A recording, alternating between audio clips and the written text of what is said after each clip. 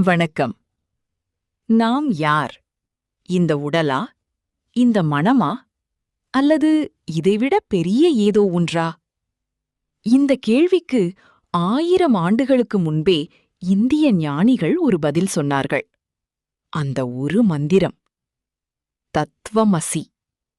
இந்த ஒரு வார்த்தையை உணர்ந்தால் பயம் குறையும், தனிமை மறையும், வாழ்க்கை முழுவதும் மாறிவிடும்.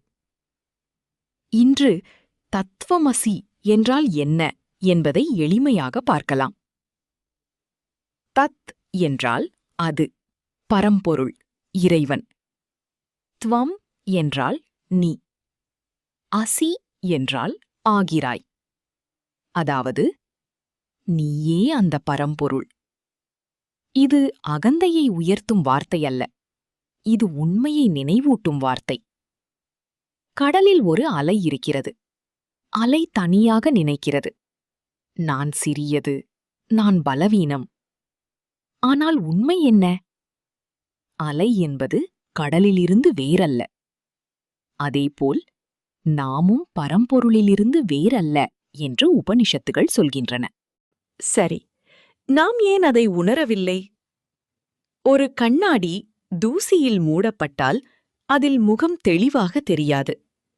அதேபோல் மனம், ஆசை, பயம், கோபம், பொறாமை, அகந்தை இவற்றால் மூடப்பட்டால் உள்ளிருக்கும் உண்மை தெரியாது. அதனால்தான் சித்தர்கள் சொல்கிறார்கள், அமைதியாக இரு. ஏனெனில் சத்தமுள்ள மனதில் உண்மை கேட்காது. தியானம், மூச்சு பயிற்சி, விழிப்புணர்வு, பக்தி, கருணை இவையெல்லாம் ஒரு விஷயத்திற்காகத்தான், உன் உண்மையான இயல்பை உணர. உபனிஷத்தில் வந்த கதையை பார்க்கலாம். ஒரு சிறுவன் இருந்தான்.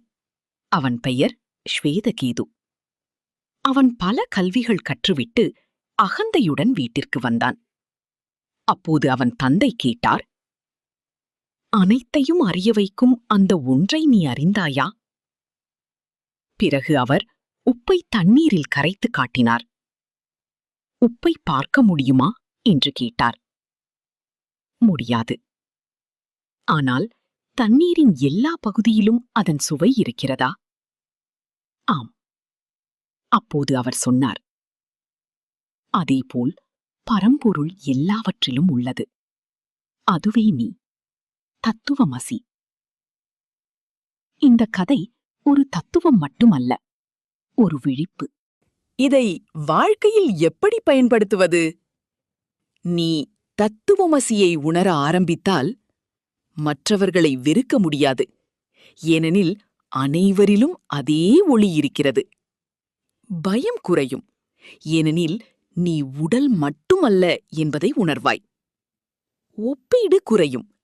ஏனெனில் உன் மதிப்பு வெளியில் இல்லை. நீ அமைதியாக ஆரம்பிப்பாய். அதனால்தான் பெரிய ஞானிகள் வெளியே ஓடவில்லை, உள்ளே பயணம் செய்தார்கள்.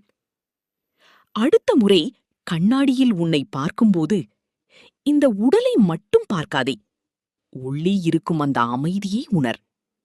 மெதுவாக உன்னிடம் சொல்லிக்கொள், தத்துவமசி, நீயே அந்த பரம்பொருள். நன்றி. நம சிவாய.